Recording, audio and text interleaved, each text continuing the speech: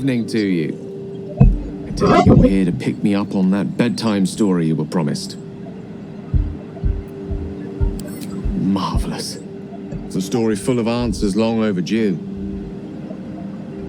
It is the story of a man who fell in love with a goddess.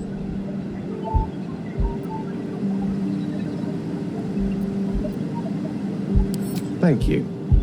Once upon a time, not quite that long ago, there lived a wizard in a tower. The wizard was what one might call a prodigy, who from an early age could not only control the weave, but compose it, like a musician or a poet. Such was his skill that it earned him the attention of the mother of magic herself, the Lady of Mysteries, Mystra.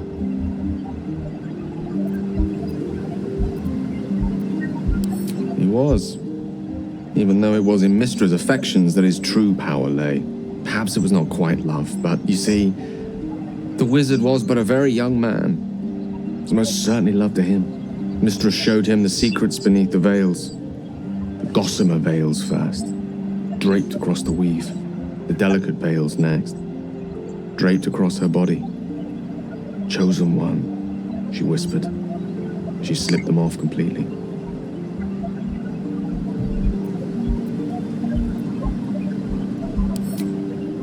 Yes, until one day, all too soon, the whispers stopped. The goddess spurned the mortal. The veils were drawn once more, and the wizard was left behind, heartbroken. Like so many of the heartbroken, he did something infinitely foolish. One has to think big if one seeks to win back a goddess. So the wizard thought big.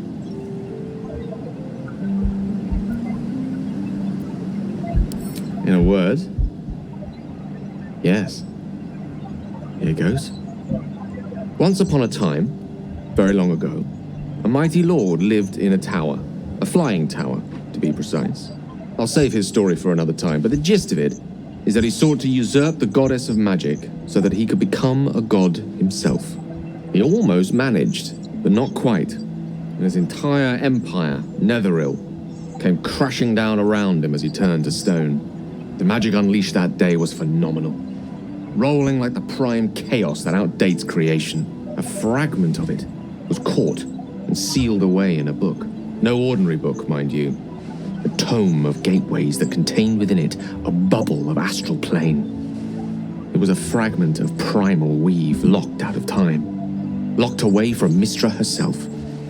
What if, the silly wizard thought, what if after all this time, I could return this lost part of herself to the goddess?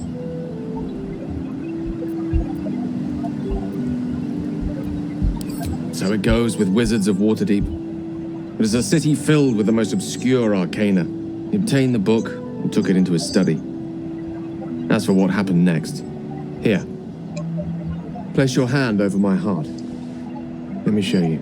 You feel the tadpole quiver as you realize Gale is letting you in, into the dark. You see through Gale's eyes, staring down the corridors of a dread memory. A book, bound, then suddenly opened.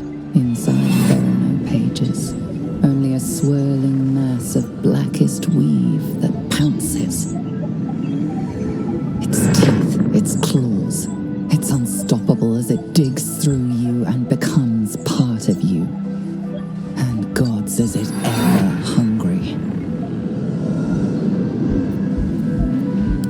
All things, magic. This Netherese taint, this orb, for lack of a better word, is balled up inside my chest. And it needs to be fed. As long as it absorbs weave, it remains stable, to an extent. The moment it becomes unstable, however, it will erupt. I don't know the exact magnitude of the eruption, but given my studies of Netherese magic, I'd say even a fragment as small as the one I carry, it'd level a city the size of Waterdeep.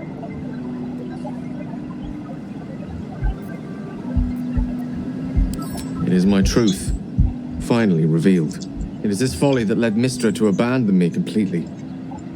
I can only hope that you won't abandon me as well.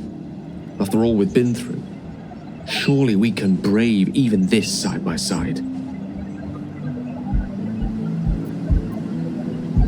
That is a great relief. Your apprehension is most warranted, but oh, a great relief this is indeed. It is an honor to call you a friend. Many challenges lie ahead, but in this moment I believe nothing to be insurmountable. What do you say? Should we call it a night, or do you have questions for me? I'll be honest with you.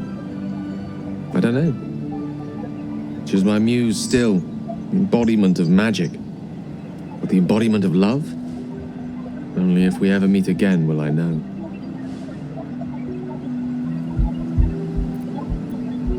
The orb was kept safe and inert in a pocket of astral plane, suspended in time. If I can somehow manage to expel it from my body while in the astral plane, it will be rendered inert again. Alternatively, I could learn to control its chaotic magic. That is, to succeed where I failed before. Without Mistra's favor, I don't see how that may come to pass. Of course, there could be different answers as well. Faerun brims with more magic than any one wizard could fathom, let alone comprehend.